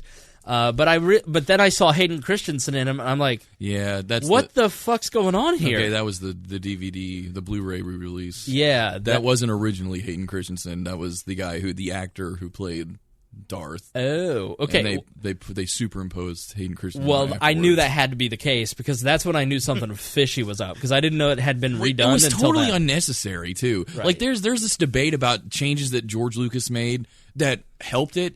And then changes that hurt it, right? But that change it hurts it because it's completely unnecessary. It completely threw me out. Why would like after 30 years he still look like Hayden Christensen? Right?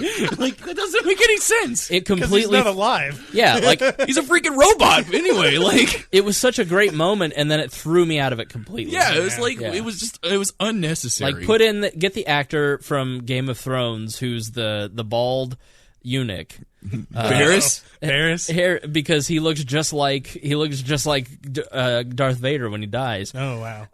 The worst was definitely Phantom Menace. I haven't seen Last Jedi. Watch Rogue One again. That's probably my top 3.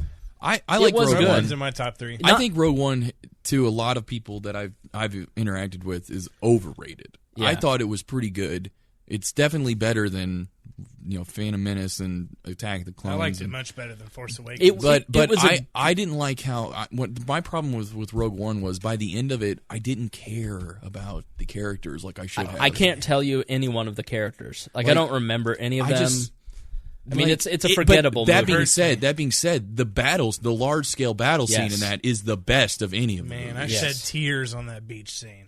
That was a great beach scene. I didn't care about the main Especially character. when Matt Damon let me say, I didn't care about the main... And Tom Hanks was taking care of him. Oh, okay. The main 2 characters. I didn't care about the leads. Right. I honestly cared more about what's his face, the general that died. Like, I cared more about him. Right. I thought he was awesome.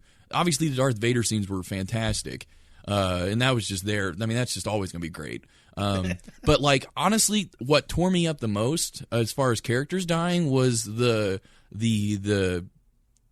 Donnie Yen and his friend that were at the temple of the Kyber Crystal Temple. Like, when they died on the beach, I was like, oh man, they're all. But like, when what's her face or Jalen or Ursa or whatever, when she dies, I didn't really care. I don't remember any of the people you're talking about, and so like, to me that makes it a lower movie. It's just that I kind of have a vague awareness of it, of the plot, but I remember enjoying it and it keeping my attention. Like, I'm so ADD and I'm always doing two other things. Like, I'm watching TV while I'm on a device while I'm reading. You miss a lot of details. Always. And how many times have you watched Game of Thrones? I tried when it first came out, and there was too many characters, and week to week it was too hard, and so I went back and rewatched it a year ago in a binge form, and that's when I was like, this is fantastic. It's a show for binging. Like, if you're trying to keep up week to week, forget it. It is definitely one of those. So, but yeah, like Revenge of the Sith and Return of the Jedi were the only two where I put everything down. I was like, holy shit.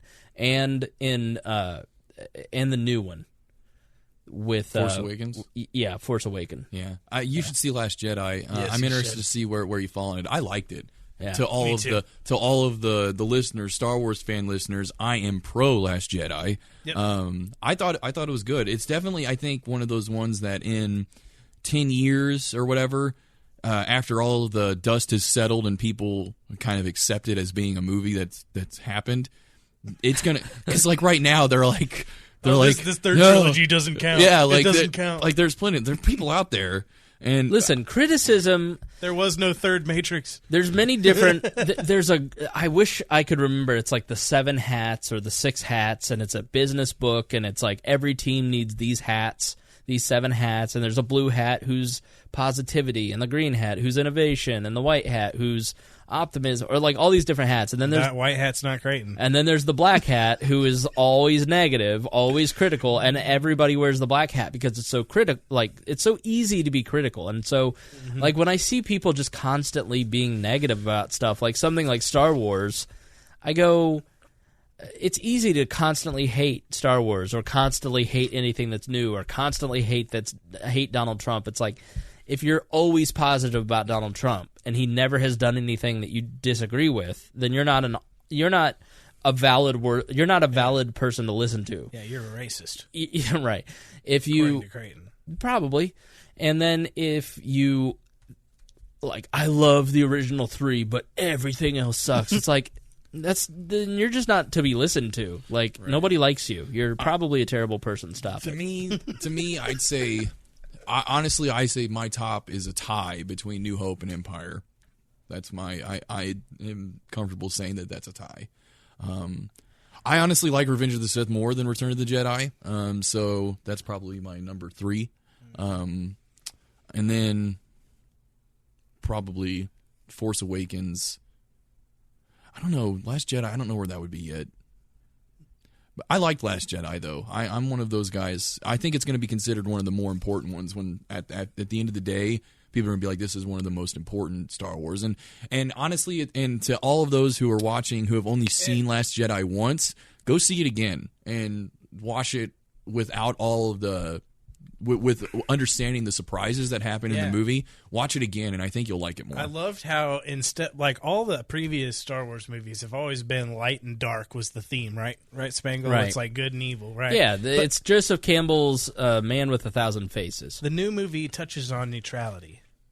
That neutral. Okay. And I like that they dove into that real deep. Area. On both sides, the neutral. Because that's where you start to build complexity in a story. Mm-hmm. So there's a book by Christopher Booker called The 7 Basic Plots, where it's just basically the 7 plots of all of history. Joseph Campbell and who's the Kermit guy? Jordan Peterson kind of talks about this a lot too, the archetypes. You know, so story really can be distilled down to several parts. So you always have these basic formulas, And if you can break formula in a really creative way and kind of get into that gray area as opposed to, Luke versus Darth, it's when Darth starts to get conflicted between Palpatine and Luke in Revenge and Return of the Jedi. That's what made it so great, is because that complication to the basic storyline, that's when you go, ooh, all right, there's something deep here. The redemption of the father through the son motif. Well, because everybody has that within them. People aren't inherently, like, Donald Trump is not good or bad. Like, there are parts of him that are good and parts of him that are bad, and there are parts of him that just are nothing. You know what I mean? Like, and nobody has that ability to do critical thinking anymore. The book is 6 thinking hats. There's the white hat, neutral and objective, concerned with facts and figures. Red hat, the emotional view. Black hat, careful and cautious, the devil's advocate hat. Yellow hat, sunny and positive. Green hat, associated with fertile growth, creativity, and new ideas. Cool. Blue hat, cool, the color of the sky above everything else. I'll take the green hat. I have some great new ideas about some show ideas. All right. Ooh, you guys don't want to hear it. I do. Do you watch Rick and Morty? I've started the first one months ago. I think you'd like if you like Joseph Campbell, you'd like that show because Have you seen Community? Because Dan Harmon, the guy who one of the writers, he calls it the story circle, where he has basically he's basically put the Joseph Campbell monomyth kind of idea into a nice clean little circle where, like, here's phase 1, phase 2, phase 3, and he does it every single episode of Rick and Morty. Except for one. Except for the one that he doesn't like. The Vindicators. The Vindicators. He hates that. He hates that episode. He doesn't follow his circle. But every single episode follows the story circle. Yeah. Interesting. I'll check it out. I've heard a lot of great things about it. Have you seen Community, the show? I didn't like Community. Oh, it's the same guy. Yeah. So you probably won't like Rick and Morty. Well, it's not. It's Justin Roiland as well, and Justin Roiland's input is very, very prominent in the show. The people that I agree with their content choices like Rick and Morty. People that I don't usually like Community. So maybe I like both. They're the same thing. One is with real people, one's with cartoons. Okay. Rick and Morty. Like they pull characters straight from Community and digitize them into Rick and Morty. I would argue that Beth is the same person from Community. I would argue that Rick and Morty tries to be a little bit more philosophical than Community does. I think Community plays on pop culture a lot more than Rick and Morty does. Rick and Morty tries. Literally, like, there's like full-fledged like hour-long YouTube videos about people just breaking down the existentialist philosophy stuff. I don't remember Community talking about Szechuan sauce. I'd say Rick and Morty's very big in pop culture. I'm not saying that Rick and Morty doesn't reference pop culture. Good God. I'm saying that Can we end the episode real quick? 6 years and it's all the same. Oh, you got to punch him? Good Lord. Yes, I need to get out of this headset. Regardless, my point is so funny. Rick and Morty tries to have more in-depth philosophical stuff in it while doing it as a cartoon about a crazy mad scientist grandpa. So, all right, final thoughts, Chris Gault. Oh, I'm ready to go. That is the most perfect final thought from him ever. I'm ready to go. Creighton? I don't know. You used to end in like this really long quote from Jefferson or Washington. I don't know. You used to quote the beer is what is. Do you still have the beer is proof that God loves us and wants us to be happy? There you go. Ben Franklin quote. Didn't you have the Emancipation memorized? No. What was it? Not the preamble. It was something else. The Declaration of Independence. Yeah, say it for us. No. That can be your final words. All right, so thanks for joining us here on this episode of We're Libertarians. I want to thank our $100 a month Patreon subscribers who get your name read on every show. Brandon Luke, Craig DaCosta, Jason Doolittle, and the lovely Christy Avery, who will be on, well, maybe, will be on another episode of Miranda's World, one of our podcasts. We have a lot of new podcasts out there in the world. Go to wearelibertarians.com. You can see all of our other shows. If you want to learn how to podcast, the Chris Spangle Show. If you want to learn about what it's like to live as a stripper, Miranda's World, the Brian Nichols Show, brand new show. I think if you like this show, you will love the Brian Nichols Show, so check that out. And we will be back next Tuesday. Also, if you want to join the Patreon, it's patreon.com/wearelibertarians, and $5 a month or up, and you get access to all the bonus content, including Harry's weekly show. There's going to be you got an extra 30 minutes of the last episode. You always hear the beginning and the end. There's always I leave the recorder running at the beginning of the show, so you hear all the pre-talk. Higher quality, no commercials. It's such a great deal. $10, you get access to the private Facebook group. You can chat with listeners while we live stream the show. You can watch it live. And then $25, you get 2 posters, one of them signed. And then $100 a month, you get to come on the show. We're working with Jason Doolittle. He's actually going to fly out and be on the show. I need to talk to Craig and Brandon about coming on. And Creighton, I do have a final thought. Yes, sir. Stop eating Tide Pods, you freaking idiots. No. I disagree. Eat Tide Pods. It'll work out for everybody in the end. All right. Thanks for joining us here on this episode. And until Tuesday of next week, we say be good to each other. Oh, we changed the sign-off? We can do it again. What does be good to each other? Be good. That's so hippie crap. What do you want me to do? On my doorstep. Oh, let's go give each other a big hug. No cry. All right, what should I say? We'll do better next week. That's what you said do for better every next episode week. for like... That way you're always doing better. Here's the problem. I used to have regular co-hosts, and so now I have a lot of, people that are coming on the show who aren't a part of it, and I can't just go, hey, do you mind saying we'll do better next? It just doesn't work if you don't have... you say it. You're on every episode. I also don't know that I can do better next time. We'll say that. Sign off. I'll try. And I could... It doesn't have to make any... It's just a sign off. And I can't do any better than this. We promise to do better next time. It sounds better than hug your neighbor. Yeah. Please suck a dick. In the after show and the after party for this show, we've got a drum circle. We're going to sing Kumbaya. Feck you guys.